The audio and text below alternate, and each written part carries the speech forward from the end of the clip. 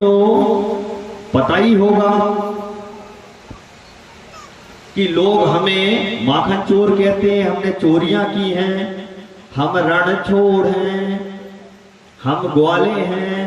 उसके बाद भी तुमने विवाह हमसे क्यों किया? इतना जैसे ही रुक्मणी जी ने सुना है, रुक्मणी जी को आ गया चक्कर और धड़ाम से गिर गई। अब भगवान ने कहा हम तो मजाक कर रहे थे, लेकिन इनको तो चक्कर आ गया और गिर गई। दासियों को कहा कि जल्दी से पंखा लेके आओ, जल लेके आओ, तो भगवान पंखा डुला रहे हैं।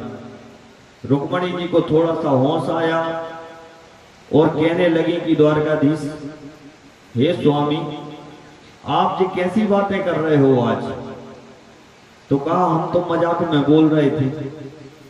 तो कहा आप बोल रहे हो कि आप माखन चोर हो, आप रणछोड़ हो। हमने ऐसा आपने क्या देखा कि हम विवाह के लिए तैयार हो गए? तो कहा देखो, संत ब्राह्मण जिनका गुणगान कर रहे हैं वो कोई साधारण व्यक्ति नहीं हो सकता। आपके अंदर कितनी अच्छाइयां हैं, आप तो परमेश्वर हैं, इसलिए मैंने आपका वर्ण किया है। तो भगवान मुस्कुराते हुए कहते हैं कि रुक्मणी, हम देखना चाहते हैं कि आपके चेहरे पे कभी क्रोध आता है कि नहीं आता। इतना अच्छा स्वभाव है। पूरा राजपाट जो है वो रुक्मणी जी के हाथ में, कोई छोटा नहीं है। 16,108 जे और 8-8 संतानें सबकी हुई हैं। आगे कथा आएगी। बोलिए द्वारकाधीश भगवान की। भगवान का भजन करेंगे। जरी की पगड़ी बांधे सुंदर जरी की पगड़ी बांधे सुंदर आंखों वाला, कितना प्यारा लागे बिहारी, कितना लागे न्यारा। जरी की पगड़ी बांधे सुंदर आंखों वाला, कितना सुंदर लागे बिहारी, कितना लागे प्यारा।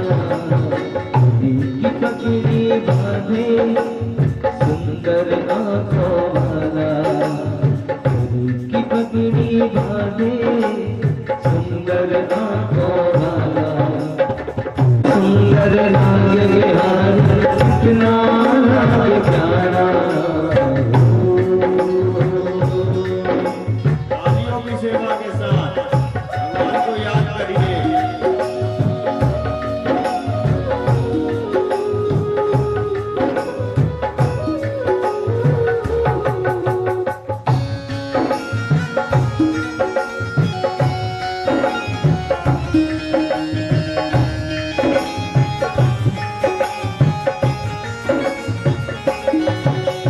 कानों में कुंडल साजे, सिर मोर मुकुट है विराजे। कानों में कुंडल साजे, सिर मोर मुकुट है विराजे। पिया पागल होते हैं जब हाथों में बंसी बाजे। हाँ सखिया पागल होती हैं जब हाथों में बंसी बाजे। है चलता ये सावरा, है चलता ये सावरा, तारे है माल वाला। कितना सुंदर लागे बिहार, कितना लागे प्यारा। की पगड़ी बाजे सुंदर आंखों वाला, कितना सुंदर लागे बिहार, कितना लागे प्यारा।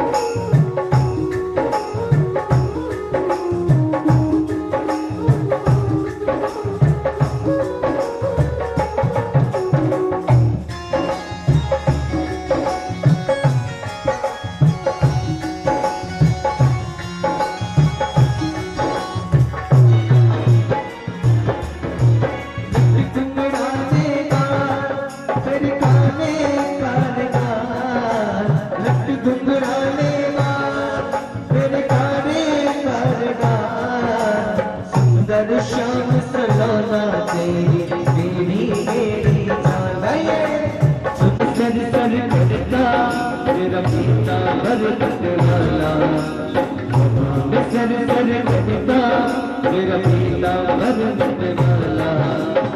कितना सुंदर लागे बिहार, कितना लागे प्यारा, कितना सुंदर लागे बिहार, कितना लागे प्यारा।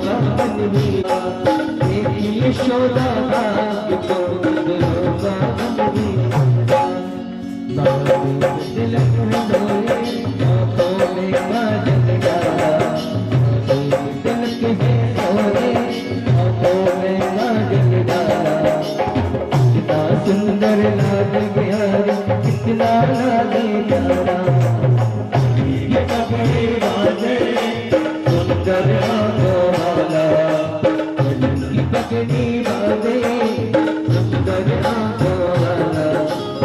कितना सुंदर लागे बिहारी, कितना लागे प्यारा, कितना सुंदर लागे बिहारी, कितना लागे प्यारा, कितना सुंदर लागे बिहारी।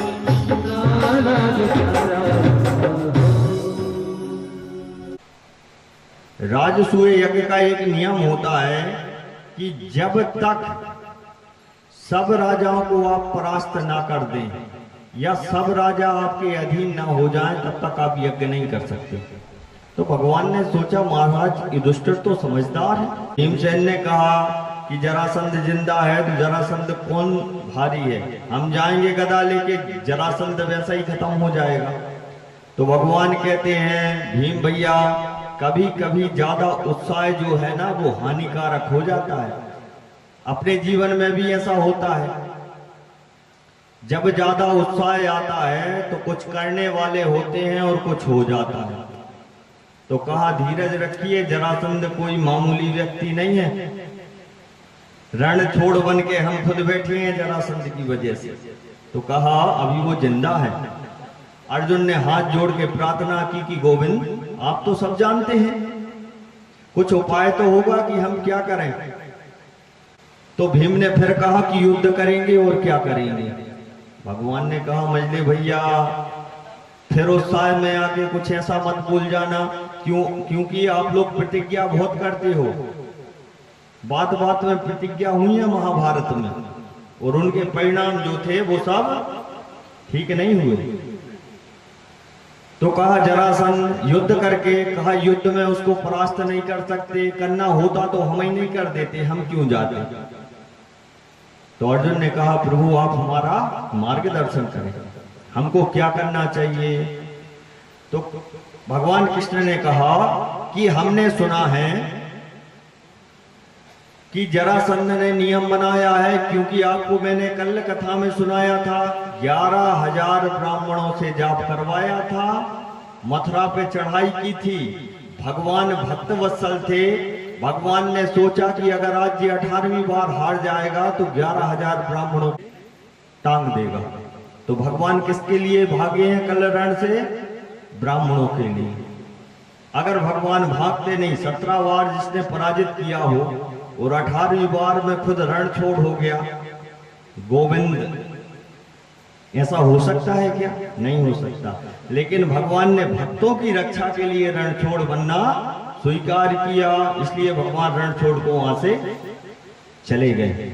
तो कहा अर्जुन हमने सुना है कि वो भगवत भक्त है, भगवान की बड़ी आराधना करता है, सुबह सुबह उठ के भगवान की आराधना करता है और ब्राह्मणों को दान देता है, क्योंकि उसका विश्वास जो है ना ब्राह्मणों पे थोड़ा बढ़ गया है। एक तो ज्यादा जल्दी विश्वास नहीं होता, लेकिन अब विश्वास ऐसा हो गया है कि इनने जाप किया था तो भलाई मारा नहीं, लेकिन रण छोड़ करके उसको भगा तो दिया हमने। तो अर्जुन ने कहा कि प्रभु मार्गदर्शन करें, हमें क्या करना चाहिए। तो कहा अर्जुन, हम मंझले भैया और तुम तीनों ब्राह्मण बनकर चलेंगे मगध। जरासंध आएगा, सुबह सुबह दान देते ही है तो दान में मांग लेंगे। तो मंझले भैया भीम कहने लगे कि सुनो गोविंद, रण छोड़ तुम हो सकते हो, लेकिन हम ऐसा मांगना मांगने वाला काम हम नहीं करेंगे। आप तो सीधा बताइए, आमने सामने का युद्ध हो तो हम चलेंगे, नहीं तो नहीं जाएंगे। तो भगवान फिर मुस्कुराने कहने लगे कि भीम भैया, सामने से उसको कोई पराजित नहीं कर सकता। समझाया, कहा ठीक है। तीनों ब्राह्मण का वेश धर के पहुंच गए मगध देश। जरासंध सुबह सुबह भगवान की पूजन करके उठा, ब्राह्मणों को दान दे रहा था।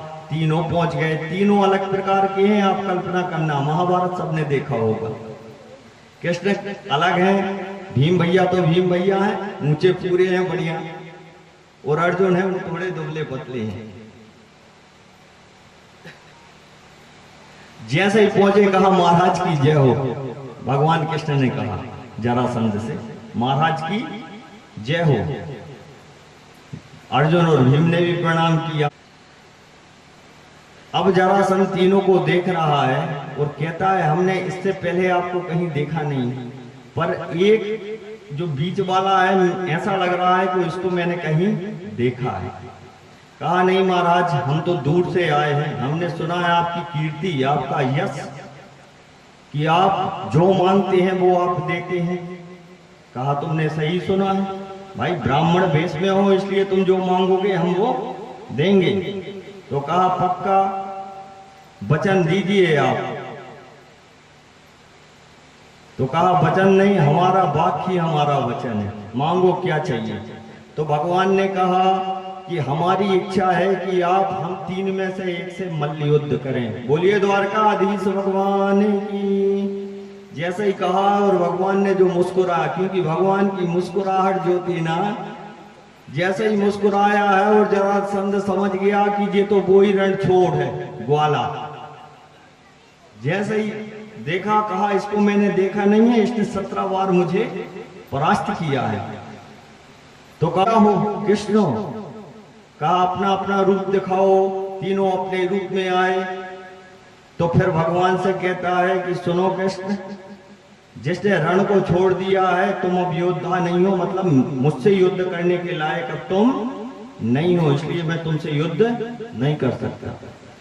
अर्जुन को कहा ये तो अभी बच्चा है मेरे आगे, इसलिए मैं इससे युद्ध नहीं करूंगा। थोड़ा बहुत मुझे लगता है कि भीमसेन है, अगर युद्ध करना है तो मैं भीम के साथ युद्ध करूंगा, क्योंकि मैंने बोला है, और अगर मैंने बोल दिया है तो फिर मैं युद्ध करूंगा।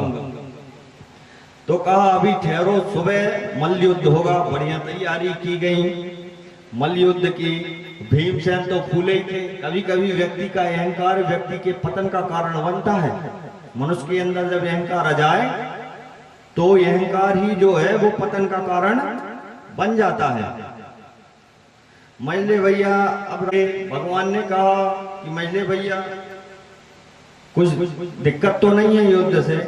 तो भीम भैया कहते हैं कि ऐसे 10 जरासंध और आ जाएं तो हम एक झटके में उनको खत्म कर देंगे। भगवान समझ गए कि भीम के अंदर अहंकार है। दूसरे दिन युद्ध शुरू हुआ। भीम मारे एक तो जरासंध मारे 10, गदा मारे, कुछ भी मारे, बीच में से फाड़ तक दिया, लेकिन जरासंध मरने वाला नहीं है। 2 टुकड़े भीम करे और जरासंध फिर जुड़ जाए। इसके पीछे भी एक कथा है। जरासंध के जो पिता थे, एक महात्मा ने फल दिया था उनको। जरासंध के पिता की 2 पत्नियां थी। संत ने फल दिया था, फल 1 और पत्नियां 2। अब जरासंध के पिता ने सोचा कि एक को देंगे तो एक नाराज हो जाएगी। महिलाओं का स्वभाव होता है, किसको दें। पहले तो एक दिन सिर्फ विचार किया कि ये फल देना किसको है, क्योंकि माताओं का स्वभाव रहता है कि अगर एक को दे दिया और दूसरे को नहीं दिया तो फिर समस्या हो जाएगी। तो कहा झगड़े से अच्छा ये है कि हम फल को बीच में से आधा काट दें, बीच में से फल काट दें, ना आधा इसको दे दें और आधा इसको दे दें। फल को बीच में से काटा है और दोनों पत्नियों को दे दिया। धीरे धीरे समय बीता, दोनों पत्नियां हो गई गर्भवती फल के प्रभाव से। संतान तो हुई लेकिन दो भाग में हुई, इसलिए जब ब्राह्मण फल देते हैं ना तो पूरा फल उसको स्वीकार करना चाहिए, ऐसा वर्णन है। दो हुई वो आधी आधी। महाराज ने सोची कि इससे अच्छी तो होती ना, कहा अब इनका क्या करें। तो ब्राह्मणों ने कहा कि इसको तो वन में फेंकवा दीजिए महाराज। दो भाग थे, दोनों को जंगल में फेंकवा दिया। उसी समय रात्रि के समय जरा नाम की राक्षसी का वहां से निकलना हुआ। जैसे ही जा रही थी देखा दो भागों में दो टुकड़े पड़े हैं, पता नहीं इसको क्या सूझा, इसने दोनों टुकड़े जोड़ दिए अपने मंत्रों द्वारा और बच्चा रोने लगा। तो इसके हृदय में ममता जाग गई। अब जरा ने इसको जोड़ा, इसलिए इसका नाम पड़ा जरासंध। तो भीम फाड़ते हैं लेकिन वो जुड़ जाता है। एक दिन पूरा पीटा जरासंध ने भीमसेन को। रात में भगवान के साथ भीमसेन बैठे, कहा मझले भैया क्या हाल है। कहा कन्हैया तुम पिटवाने के लिए यहाँ लाए हो, आज तू नहीं क्या जरासंध, वो उसको मैं फाड़ रहा हूं, उसके बाद वो मरने को तैयार नहीं है। तो भगवान मुस्कुरा कर कहते हैं देखो मझले भैया, हमने तो आपसे कहा था कि जरासंध कोई मामूली नहीं है, बहुत बड़ा योद्धा है। तो कहा क्या करें, कल अगर इतने और पिटे तो हमारा तो गोविंद आए नमो नमा हो जाएगा। तो कहा चिंता मत करिए, कल जब आप युद्ध करें तो आपकी नजर मेरे ऊपर होना चाहिए, मैं जैसा इशारा करूंगा आप वैसा युद्ध करना चाहिए। देखिए गोविंद जिसके साथ होते हैं, 5 पांडव 18 अक्षौहिणी सेना जो थी पांडवों के कौरवों के पास, 5 पांडव ने इतने बड़े बड़े महारथियों को परास्त किया है। किसकी कृपा थी? गोविंद की। अगर भगवान नहीं होते तो ये मार देते क्या द्रोणाचार्य जी को, भीष्मपितामह को, पर जाइया मार सके ना कोई। तो संसार की जरूरत नहीं है, अगर ईश्वर साथ में है, भगवान साथ में है तो हम कोई भी कार्य कर सकते हैं। लेकिन अपन क्या करते हैं कि दुनिया को आगे करते हैं और भगवान को पीछे कर देते हैं। बल्कि नियम ऐसा होना चाहिए कि भगवान को आगे करें, बाकी दुनिया तो अपने पीछे रहेगी। दूसरे दिन सुबह युद्ध शुरू हुआ। वो भगवान की कृपा जिसके ऊपर होती है उसका बाल बांका नहीं हो सकता, क्योंकि गोस्वामी जी लिखते हैं जा पर कृपा राम की होई, कृपा राम की होई, जा पर कृपा राम की होई, जा पर कृपा राम की होई, जा पर कृपा करई सब कोई, जा पर कृपा करई सब कोई, जा पर कृपा राम की होई, जा पर कृपा राम की होई, ता पर कृपा होता पर कृपा सब कोई। बोलिए द्वारकाधीश भगवान की जय जय हो। अब प्रातः काल से युद्ध शुरू हुआ। युद्ध चला, लड़ते लड़ते लड़ते भगवान ने एक तिनका उठाया और ऐसे फाड़ा और दोनों को आजू बाजू फेंक दिया। भीमसेन समझ गए कि मैं सीधा फाड़ता हूं तो ये जुड़ जाता है, लेकिन इस बार इसको ऐसा फाड़ूंगा और दोनों दिशाओं में विपरीत फेंक दूंगा। भीमसेन ने जरासंध को फाड़ा और अलग अलग दिशाओं में फेंक दिया। तो जरासंध का हो गया गोविंदाय नमो नमः। इस प्रकार जरासंध का अंत किया भगवान ने, भीम के द्वारा अंत करवाया। उसके पुत्र को राजगद्दी दी। 20,000 राजाओं को इसने बंदी बना के रखा था, उनको मुक्त किया। उनको मुक्त करने के बाद पुत्र को कहा कि बेटा, अन्याय और अनीति जीवन में किसी के भी अच्छी नहीं होती, इसलिए अगर अब तुम राजा हो, राजा का धर्म होता है प्रजा को जितना ज्यादा हो सके उतनी सुख सुविधाएं प्रदान करना, उनके दुख में दुखी होना और उनके सुख में सुखी होना, ये राजा का कर्तव्य। अपने पिता की भांति नहीं, अपने जनता के लिए जीना सीखो। भगवान ने उसको सिखाया। 20,000 राजाओं को मुक्त किया। सबने भगवान का आभार जताया कि हे द्वारकाधीश, आपने हमारे ऊपर बड़ी कृपा की, जो आप यहाँ आए और आज आपने हमें बंधन से मुक्त कर दिया। अब भगवान अर्जुन, भीम सब लौट के आए इंद्रप्रस्थ। युधिष्ठिर महाराज बैठे थे। कहा भैया अब तो जरासंध भी खत्म हो गया, अब अगर आप चाहो तो यज्ञ कर सकते हो। तो महाराज युधिष्ठिर ने कहा कि गोविंद कर नहीं सकते, आप आज्ञा दीजिए कि हमें क्या करना है। तो गोविंद कहते हैं कि यज्ञ कोई छोटा मोटा तो होगा नहीं, यज्ञ की व्यवस्थाएं बहुत बड़ी होती, बहुत बड़ी व्यवस्थाएं होती हैं। जल की व्यवस्था, भंडारे की व्यवस्था, जो ब्राह्मण ऋषि आएंगी उनकी व्यवस्था, यज्ञ में जो आहुति छोड़ेंगे उनकी व्यवस्था। तो भीमसेन ने कहा कि गोविंद, अगर आपका साथ हमारे साथ है तो हमें पता है कि कहीं कोई कमी नहीं होगी, बस आपका साथ चाहिए और आप हमें मार्गदर्शन दीजिए, हम राजसूय कहते हैं। भगवान ने कहा ठीक है। सबकी अलग अलग व्यवस्थाएं बांटी गई। दुर्योधन, कर्ण, भीष्मपितामह, द्रोणाचार्य, कृपाचार्य, अश्वत्थामा, सबको आमंत्रण भेजा है। बड़ा भारी यज्ञ होने वाला है इंद्रप्रस्थ में। भगवान ने पांचों को बिठाया और कहा कि देखो, अतिथि सत्कार में कोई कमी नहीं होना चाहिए। सब अपनी अपनी सेवाएं बांट रहे थे। तो सहदेव ने कहा कि जितने लोग आएंगे उनके खाने के और रुकने की व्यवस्था मैं करूंगा। तो अर्जुन ने कहा कि ब्राह्मणों को परसने की व्यवस्था मैं करूंगा। सबकी अपनी अपनी व्यवस्थाएं उस यज्ञ में बांट ली। अब गोविंद बैठे सुन रहे थे। कहा बड़े भैया, सब अपनी अपनी सेवाएं बांट रहे हैं, तो कहा ब्राह्मणों को दान देने की व्यवस्था किसके हाथ में दी है? तो कहा हम 5 में से 1 रखेंगे। तो भगवान कहते हैं नहीं, दुर्योधन को दो। तो भीमसेन कहते हैं कि भैया वो तो परम शत्रु है, अगर उसको दान पे बिठा दिया, अगर जिसका अपन अच्छा नहीं चाहते तो 1 लड्डू की जगह 2 लड्डू अपन देने लगते हैं। तो कहा दुर्योधन तो हमारा राजकोष खाली कर देगा।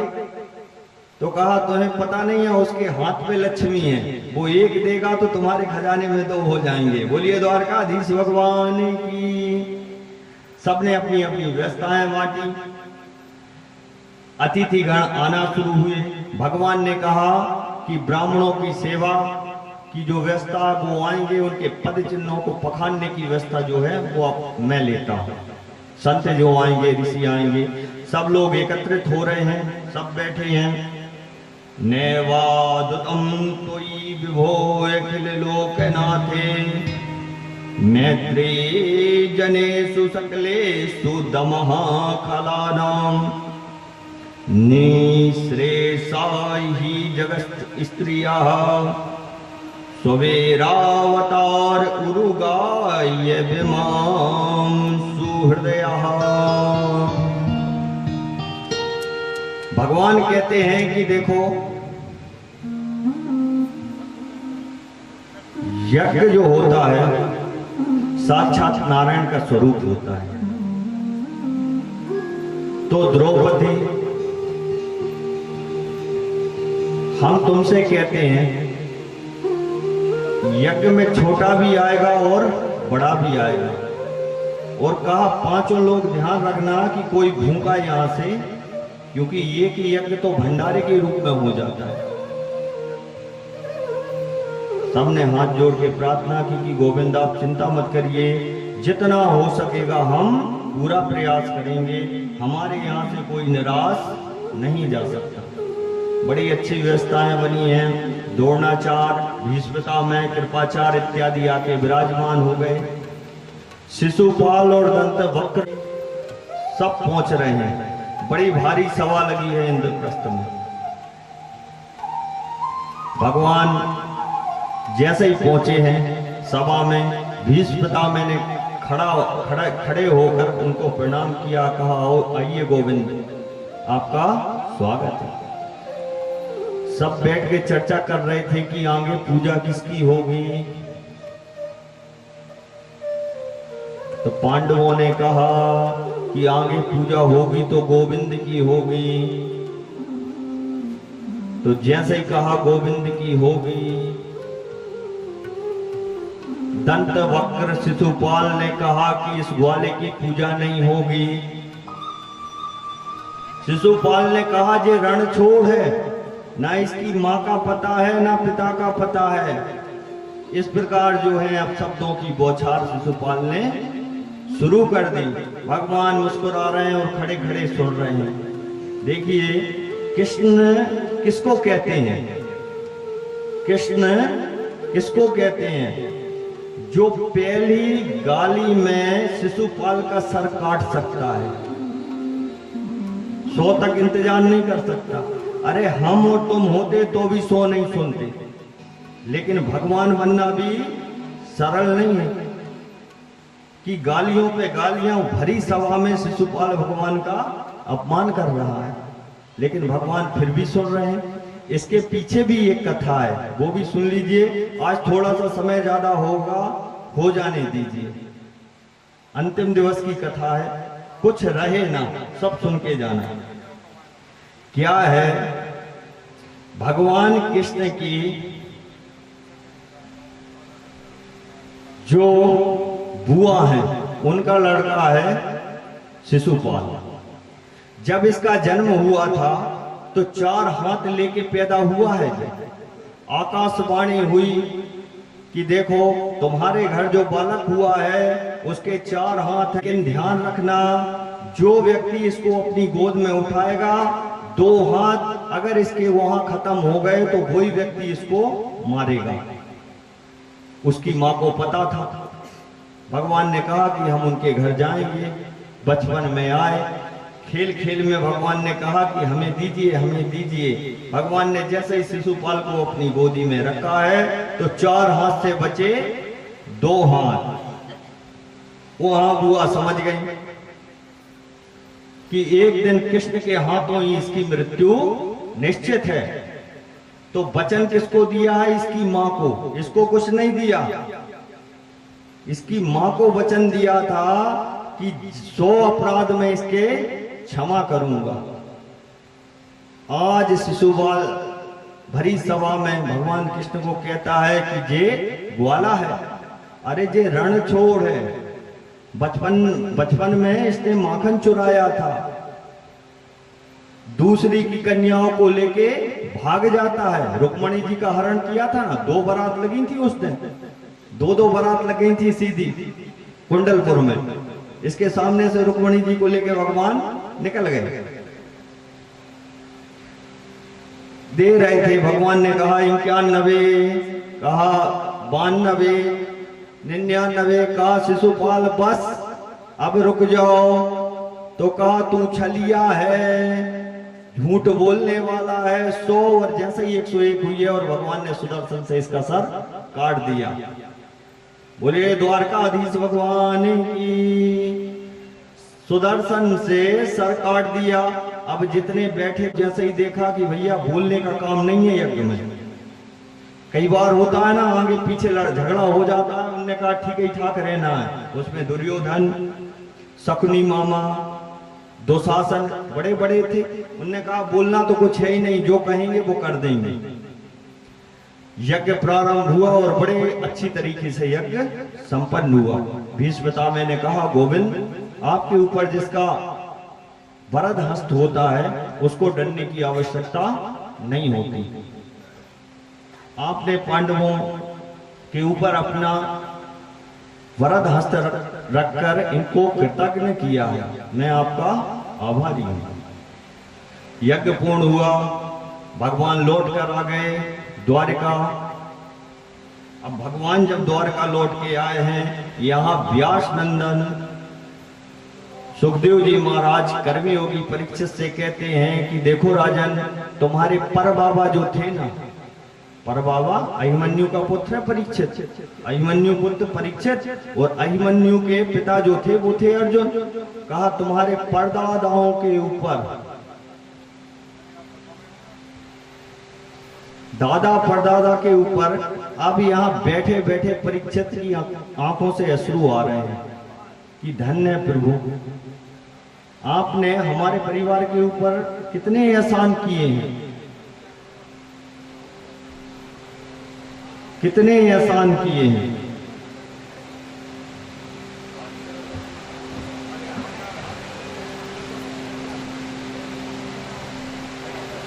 बोलिए द्वारकाधीश भगवान की जय हो।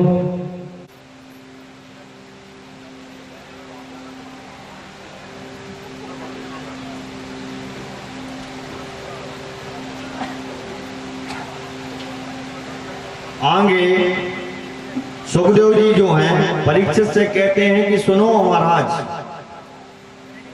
अभी तक तो आपने ऐसी कथाएं सुनी हैं, लेकिन मैं अब आपको उस कथा को सुनाने जा रहा हूं कि एक निर्धन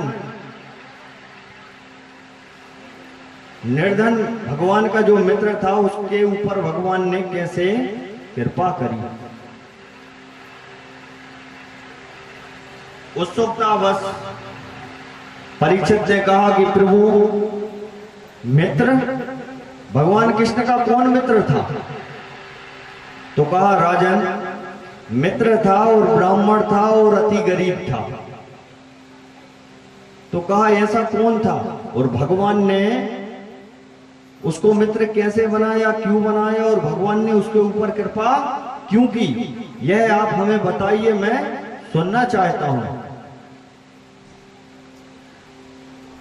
तो कहा कर्मयोगी परीक्षित, भगवान के एक मित्र थे जिनका नाम था सुदामा। व्यास जी लिखते हैं भागवत में, कृष्णस्यासीद सखा कश्चिद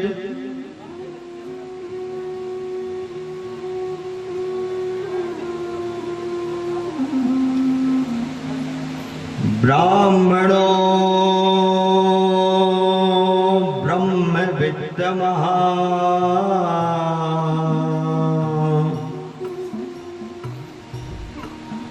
विरक्त्र इंद्रियार्थेषु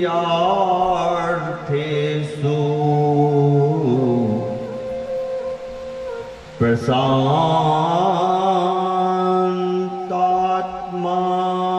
जितेन्द्रिया।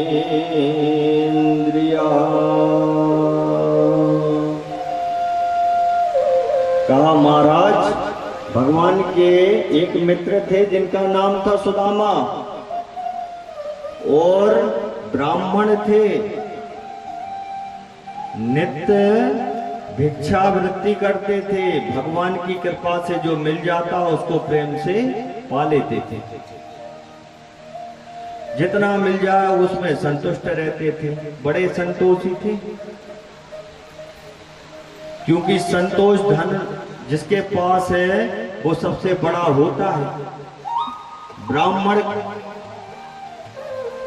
थे, कहा एक पत्नी है, बच्चे हैं, घर में खाने पीने की ज्यादा व्यवस्था तो नहीं है, लेकिन भगवान कृपा से जो मिल जाता उससे अपना गुजारा करते थे, भगवत भक्त थे।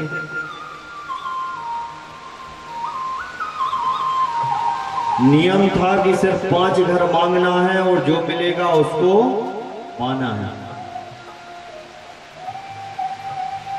एक दिन की बात है, पत्नी सुशीला ने कहा कि स्वामी, हमने सुना है कि द्वारकाधीश आपके मित्र हैं।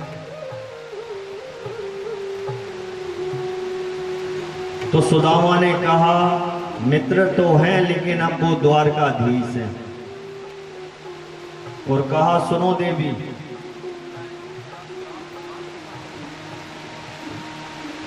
जैसे भी हैं, हम जिस हाल में हैं उस हाल में रह लेंगे, लेकिन मैं द्वारका कभी नहीं जाऊंगा। जो मिलेगा मैं पालूंगा, लेकिन मैं द्वारका नहीं जाऊंगा। एक दिन खाने पीने को कुछ नहीं। देखिए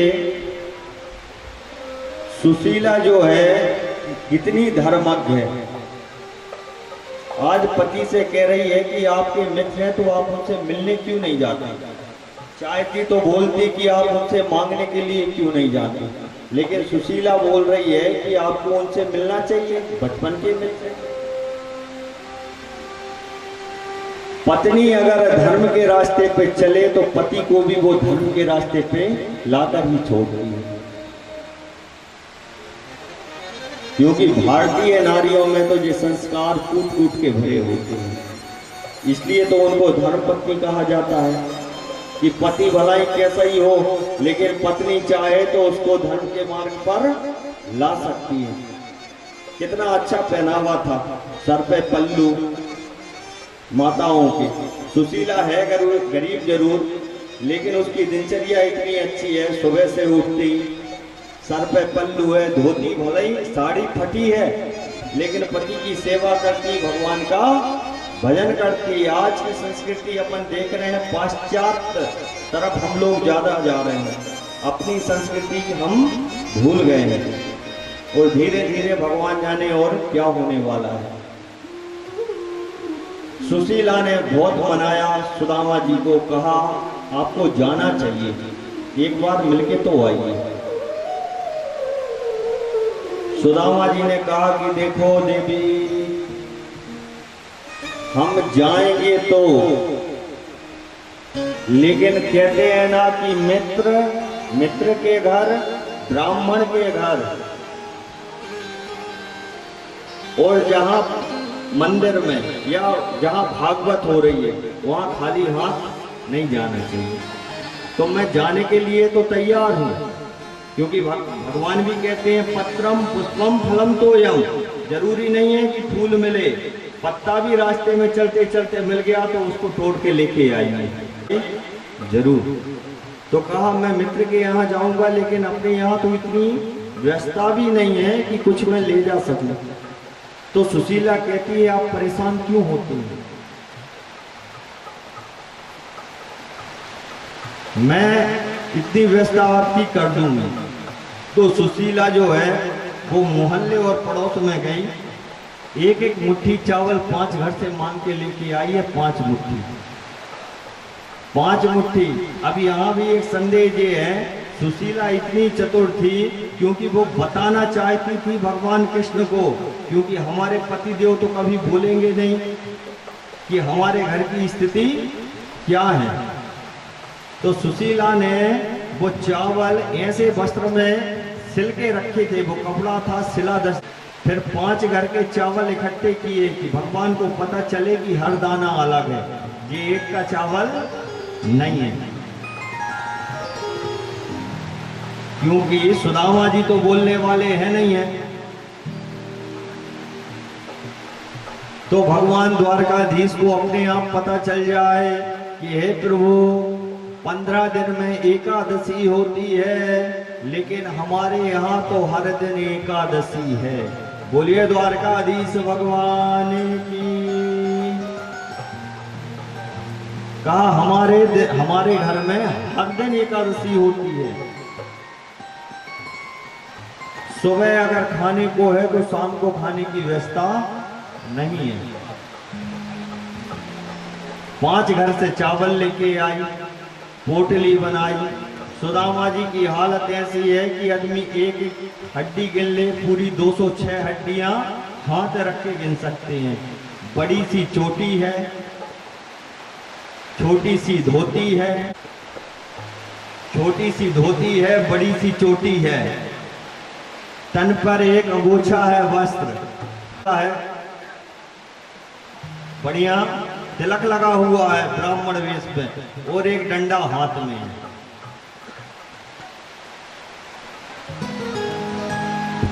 कहा मैं कल सुबह ही द्वारका के लिए प्रस्थान करूंगा। सुबह 3 बजे उठे, स्नान किया कि देखो सुशीला मैं जा रहा हूँ, स्वाभिमानी भी इतने हैं, लेकिन मैं मांगूंगा नहीं, मैं दर्शन कर बस आ जाऊंगा।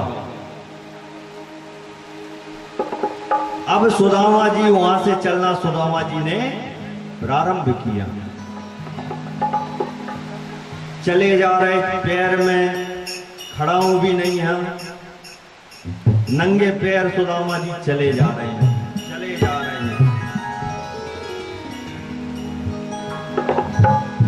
लेकिन जब आवे संतोष धन, सब धन धूरी समान, संतोष की द्वारका में दर्शन करके आ जाऊंगा।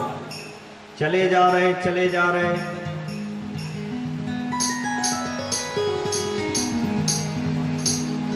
देखो देखो गरीबी सोच के मैं एक आस लेके आया हूँ।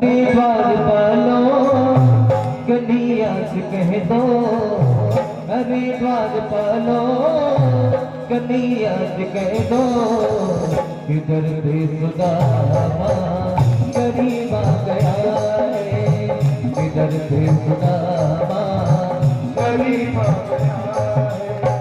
भटकते भटकते न जाने कहाँ से, भटकते भटकते न जाने कहाँ से, तुम्हारे महल के करीब आ गया है।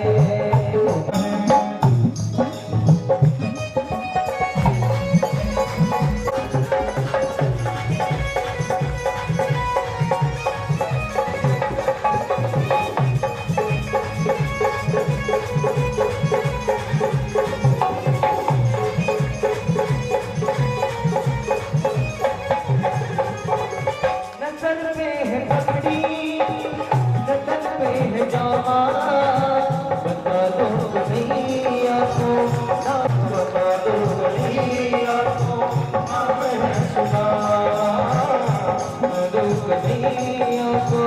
रात है सुदामा। नसर पे है पकड़ी, नसर पे है जामा,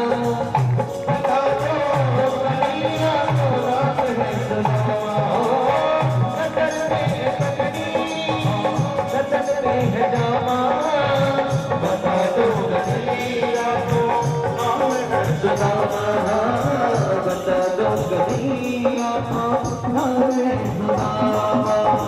तुम के बार मोहर ले जाकर कर दो, नसीब आ गया।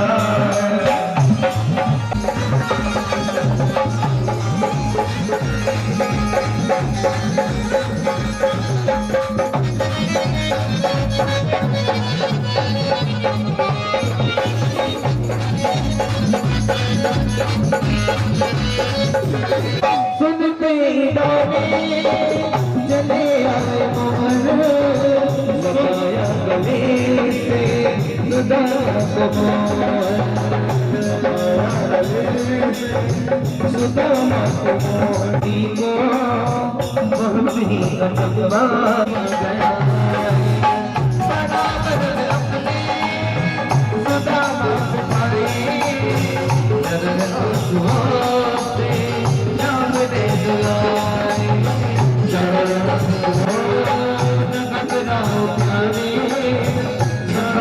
सुदामा बुद्धि का समा तेरे करीब आ गया है,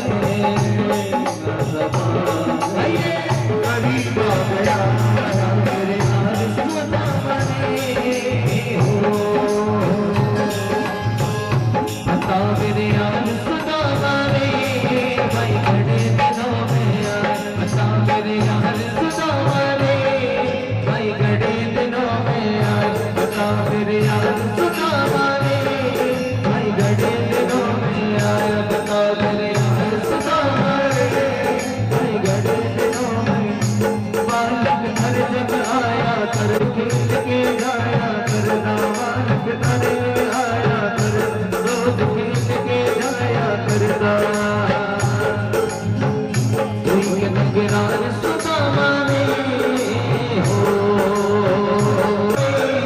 भाई घड़े दिनों में बता मेरे यार सुदामा रे भाई घड़े दिनों में आया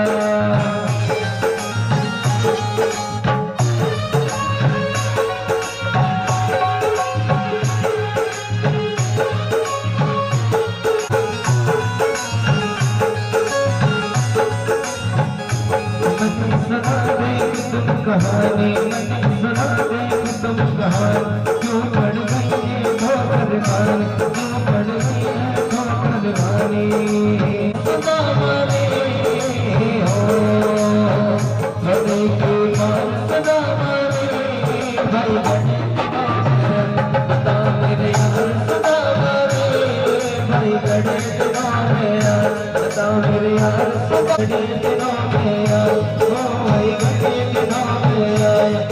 बड़े दिनों में यार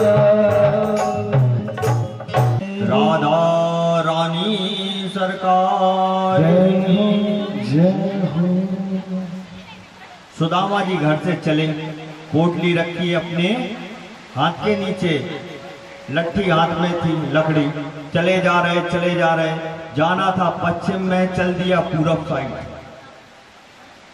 अब पूरब साइड चले, कहा भैया द्वारका कितनी दूर है? कहा पंडित जी महाराज आप गलत आ गए हो, ये दिशा आपकी गलत है, पश्चिम में जाना चाहिए। कहा हे भगवान वैसे ही तो दुबला पतला हूँ, 10 दिन में चला तब इतना आ पाया, अब मुझे फिर से पश्चिम में जाना पड़ेगा। फिर चले सुदामा जी, चलते जा रहे हैं, कहते हैं कृष्ण कृष्ण गोविंद गोविंद कृष्ण। भगवान को दया आ गई। देखिए क्या होता है जब हम अपना एक पैर आगे बढ़ाते हैं ना भगवान से मिल, भगवान भी कहते हैं कि आप एक कदम तो बढ़ाइए, मैं आपको संभाल लूंगा, लेकिन वो एक कदम कौन निकलवा सकता है? जो काम आज सुशीला ने किया है, सुदामा को कभी दर्शन होता ही नहीं। भजन तो करते लेकिन दर्शन नहीं होता। तो सुशीला ने कितना बड़ा कार्य किया, पति से कहा कि आप जाइए। गोविंद ने सोचा कि मित्र है, दुबला पतला है, परेशान ज्यादा हो रहा है। चलते जा रहे, नदी के किनारे पहुंचे, भगवान केवट बन के आ गए। कहा पंडित जी महाराज कहाँ जाना है? तो कहा भैया हमें द्वारकाधीश जाना है। अब भगवान तो विनोदी हैं। कहा द्वारका क्यों जाना है? तो कहा हमारे बचपन के मित्र हैं कन्हैया। कहा तुम नहीं जानते, शायद उसको पूरा संसार जानता है, उसका नाम कन्हैया है। कहा भी नहीं जानता। तो कहा कृष्ण। कहा कृष्ण मित्र है, हम दोनों एक विद्यालय में पढ़े हैं, गुरु माता की सेवा की है हमने, गुरु जी की सेवा है, मैं तुझको भूलूंगा नहीं। तो भगवान खुद ही हंसने लगे कि पंडित जी महाराज मजाक क्यों कर रहे हो? कहा वो द्वारकाधीश, और आपकी हालत लग तो नहीं रही कि आप कृष्ण के मित्र हो, क्योंकि आप दुबले पतले से हो। तो कहा वो छोड़ो, तो हमें उस तरफ पहुंचाओगे कि नहीं पहुंचाओगे? अब भगवान ने कहा कि चलो आ जाओ, ढाला नाव में कर दिया उस तरफ। तो कहा सुदामा ने कहा कि कितनी दूर और है द्वारिका? तो कहा तुम्हारी हालत देखते हुए लग रहा है कि कम से कम 2 महीने और लगेंगे, इतनी दूर है द्वारका। क्योंकि आपकी जो हालत है वो है 10-20 घंटा का रास्ता है, लेकिन आपको कम से कम 2 महीने लग जाएंगे। तो कहा 2 महीने? कैसे जाऊंगा? कहा अब जब घर से निकला हूं तो राधे कृष्णा राधे कृष्णा राधे कृष्णा में भगवान को दया आई कि कब से चल रहा है सुदामा, वैसे ही तो टेक के चलता है। भगवान ने योग माया से कहा कि इनको वहां से उठाइए और सीधे द्वारका में छोड़ दीजिए। अब सोए थे नदी किनारे और आ गए सीधे द्वारका में। जैसा ही आंख खुली तो लोगों का आना जाना वहां से लगा था। कहा पता नहीं मैं कहां आ गया हूं, मैं तो नदी किनारे सोया था। फिर सुदामा जी खुद से खुद ही बात करते थे कि हो सकता है थकान की वजह से कई दिनों से पैदल चल रहा हूं, इसलिए मैं द्वारका आ गया हूं। कहा भैया जी कौन सा नगर है? तो कहा जी द्वारका है। जैसे ही सुना है द्वारका है तो कहा जी द्वारका है। कहा हाँ, कहीं कन्हैया कहाँ मिलेगा? तो जो सज्जन से पूछा था वो बोलने लगे कि कौन कन्हैया, यहाँ कोई कन्हैया अनैया नहीं है। सुदामा जी ने सोचा कि कन्हैया नहीं है, तो कहा हमारा मित्र है कृष्ण। अब वो जो खड़े थे वो सब हंसने लगे। का पंडित जी महाराज सुबह से भांग खा लिया आपने क्या? कहाँ द्वारकाधीश और कहाँ आप? क्योंकि मित्रता आजकल समानता में होने लगी है। आज का माहौल बदल गया है। गरीब का कोई मित्र नहीं होता, लेकिन गरीब का कौन मित्र होता है? द्वारकाधीश। ऐसा नहीं है कि कोई नहीं होता, भगवान उनके मित्र होते हैं। तो कहा कृष्ण ने द्वारकाधीश। कहा हो भैया, हम लोग का है कि गुरु आश्रम में साथ में पढ़े हैं, गुरु जी ने हम दोनों को समान विद्याएं सिखाई हैं। गुरु माता की सेवा हमने की है, गुरु जी की सेवा की है, और हमारे बचपन के मित्र हैं द्वारकाधीश। आप ज्यादा कुछ मत बोलो, बस पता बता दो उनका घर कहाँ है। कहा पंडित जी उनका घर नहीं है, उनका तो महल है महल। अब मुझे लगता है कि आपकी बुद्धि सही में सटिया गई है, लेकिन फिर भी ठीक है, यहाँ से बिल्कुल सीधे जाना, चलते जाना, जो बड़ा सा महल दिखे वो द्वारकाधीश का है। अब लकड़ी टेकते टेकते टेकते चले जा रहे हैं सुदामा जी, और मन में विचार कर रहे कि लोग कह तो सही रहे, बचपन की मित्रता की बात अलग होती है, अब वो कहाँ है और हम कहाँ हैं। मन में आता ही है कि ऐसा ना हो, नहीं तो पहचाने ही ना। और आजकल ऐसा अब होने लगा है। लेकिन फिर भी दम बनाई कि सुशीला ने कहा था कि मिलके तो आ जाना, अब चाहे पहचाने तो और ना पहचाने तो, लेकिन मैं जाऊंगा तो। जैसे ही द्वार पे पहुंचे हैं, द्वारपालों से कहा कि भैया कन्हैया से मिलना है। कहा कौन कन्हैया से? कहा जो यहाँ के राजा हैं आपके द्वारकाधीश। तो कहा ब्राह्मण देवता आप कहाँ से आए हो? देख के हंसने लगे। कहा मित्र, आपके मित्र हैं द्वारकाधीश? तो कहा हाँ भैया, हम लोग एक ही विद्यालय में पढ़े हैं। तो कहा पंडित जी मुझे लगता है आप बहुत दूर से आए हो। कहा हम बहुत दूर से आए हैं। तो कहा देखिए भगवान का अब भी भोजन हुआ है, अगर वो शयन करने नहीं गए होंगे तो मैं आपकी सूचना जाके भगवान को पहुंचा देता हूं, तब तक आप यहाँ इंतजार करिए। सैनिक गया अंदर, भगवान तो बैठे थे, रुक्मणी सत्यभामा जामवंती इत्यादि सभी रानियां उनके आजू बाजू में विराजमान थी। सुदामा विचार कर रहे द्वार पे कि बहुत देर हो गई। जैसे ही मित्र पहुंचा है, जैसे ही सैनिक पहुंचा है, भगवान सिंहासन पर बैठे थे। कहा प्रभु एक बड़ा विचित्र मनुष्य आया है। भगवान ने कहा कौन आया है? तो सुदामा जी का वर्णन करता है सैनिक। अरे शीश पगाना झगातन पे प्रभु, जाने को आही बसो के ही ग्राम। धोती फटी दुपटी अरुपाए, उपासन की नहीं को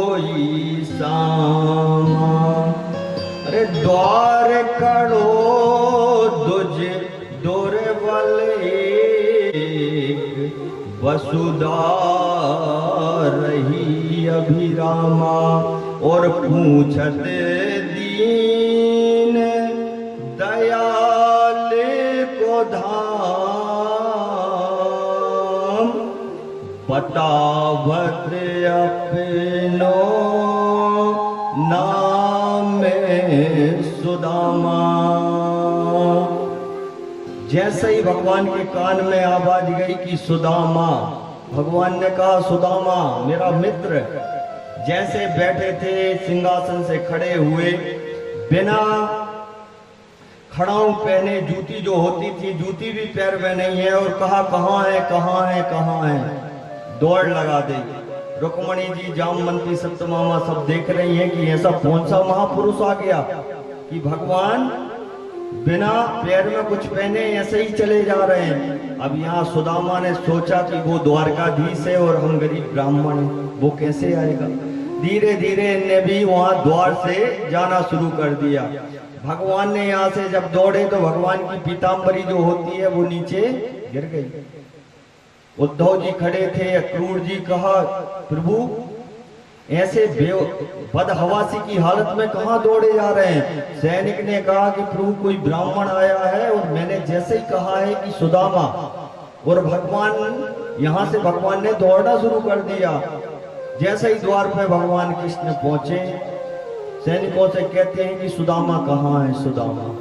सुदामा तो धीरे धीरे आगे बढ़ गए थे कि वो मुझे पहचानने वाला नहीं है। अब द्वारका की गलियों में बिना पैर में कुछ पहने नंगे पैर जो है वो भगवान चले जा रहे हैं, और क्या कह रहे हैं कि सुदामा कहाँ है सुदामा। कितना मनोहारी दृश्य होगा, एक बार कल्पना करके तो देखिए आप। सुदामा आगे आगे जा रहे हैं, भगवान ने पीछे से आवाज लगाई, कहा मित्र बिना ही मिले चले जाओगे क्या। जैसे ही सुदामा जी ने देखा है कृष्ण को और कृष्ण ने देखा सुदामा को, दोनों की आंखों से अश्रुपात शुरू हो गया। इतने रोए इतने रोए। कहा बहुत देर लगा दी मित्र, कहाँ थे अभी तक, इतने दिन से क्यों नहीं आए, तुम्हें तो आना था। हृदय से लगा लिया सुदामा को कृष्ण ने।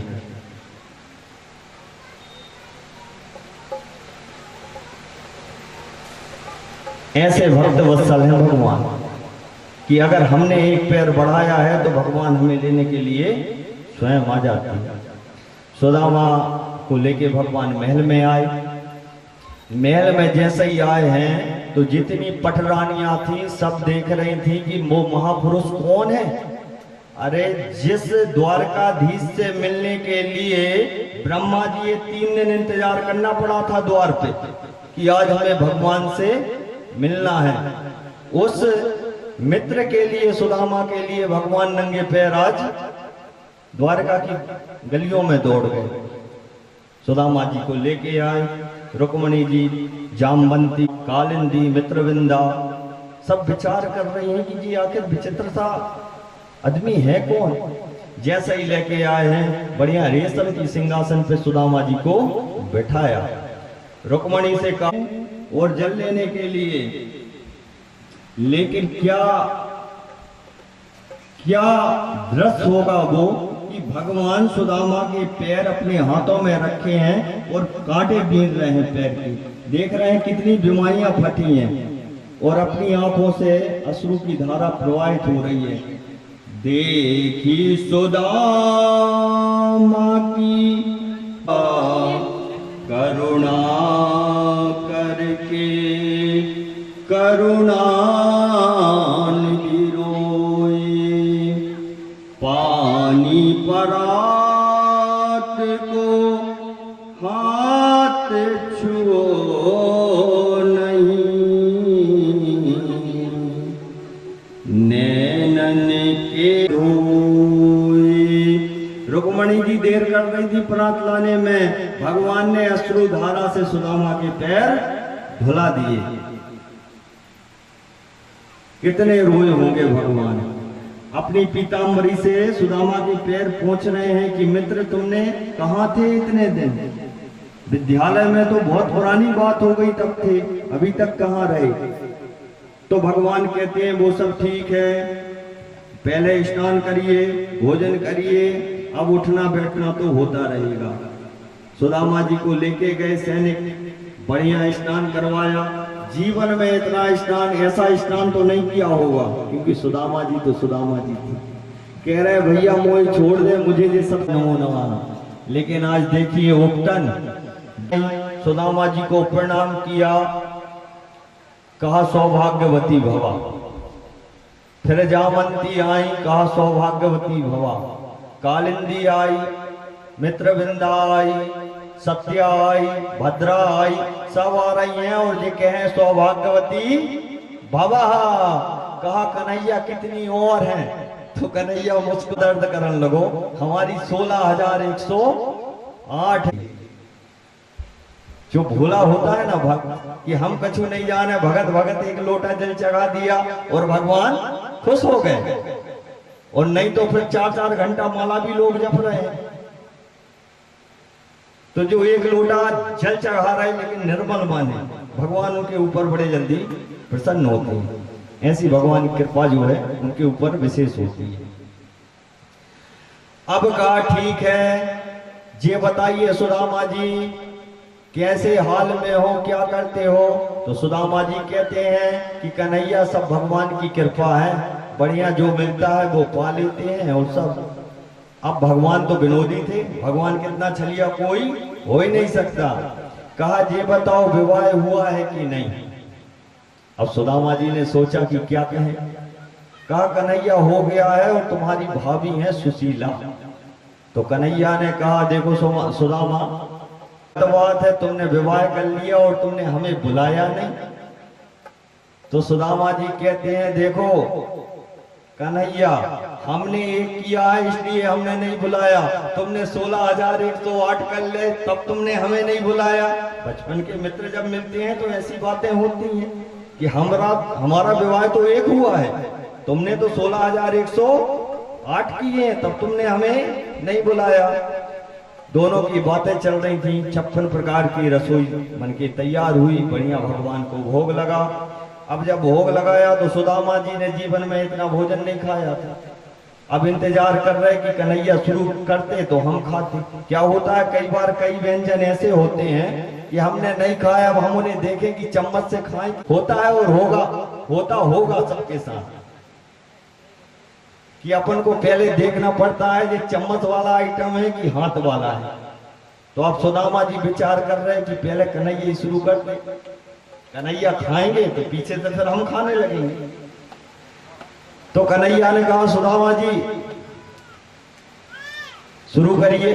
तो कहा कन्हैया मोए ये सब की आदत नहीं है, मैं तो थोड़ा तो जो कछु है भगवान को भोग लगाऊंगा और वो ही मैं पालूंगा, इसलिए मुझे थोड़ा बहुत दे दो। कहा नहीं, तुम्हें जितना लगे तुम उतना खाओ, लेकिन खाओ। रुक्मणी सत्यभामा सब विचार कर रही हैं कि इस ब्राह्मण ने ऐसे कौन से पुण्य किए थे कि द्वारकाधीश ने इसके पैर धुलाए। कहा कोई मामूली आदमी नहीं है, ये कोई पुण्यात्मा है।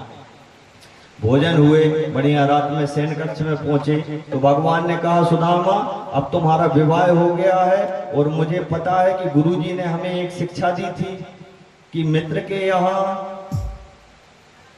और भगवान की कथा में मंदिर में नहीं जाना चाहिए। तो जरूर हमारी भाभी जी तो समझदार हैं, कुछ ना कुछ हमारे लिए भिजाया होगा। अब सुदामा जी ने जैसे ही द्वारका की चमक देखी तो सुदामा ने सोचा कि 5 मुट्ठी चावल की यहाँ क्या विशाल, यहाँ इनका कोई मूल्य नहीं है। तो कहा बताओ ना भाभी जी ने क्या भेजा है। तो बात बदलने के लिए बीच बीच में सुदामा जी कहें कि देखो कन्हैया तुमने माखन चुराया है, गुरु माँ तुमको कितनी डांटती थी। तो भगवान कहें वो तो सब ठीक है, सबको पता है, तुम ये बताओ भाभी जी ने हमारे लिए क्या भेजाया है। पोटली थी कांखड़ी के नीचे, बार बार दबा रहे हैं कि ऐसा ना हो, क्योंकि नटखट था बचपन में, हो सकता है जबरदस्ती छुड़ा ले। तो कहा बताओ ना क्या भेजाया है भाभी ने हमारे लिए। कहा जी ऊंचा ऊंचा सा क्या दिख रहा है? भगवान ने पोटली हाथ से छीन ली, और जैसे ही हाथ से छीनी है, भगवान ने पोटली जैसे ही हाथ से छीनी है, तो क्या देखते हैं? वो कपड़ा जो था ना 10 जगह से सिला हुआ था, और जैसे ही खोला है तो देखे हैं कि चावल, जैसे चावल खुद कह रहे हो क्या कि एक माह 2 पाक में एकादशी पड़े दोय, पर हे नारायण मेरे घर हर दिन एकादशी होय। कि प्रभु आप तो समझदार हैं, क्योंकि हमारे स्वामी जी आपको कुछ बताने वाले नहीं हैं।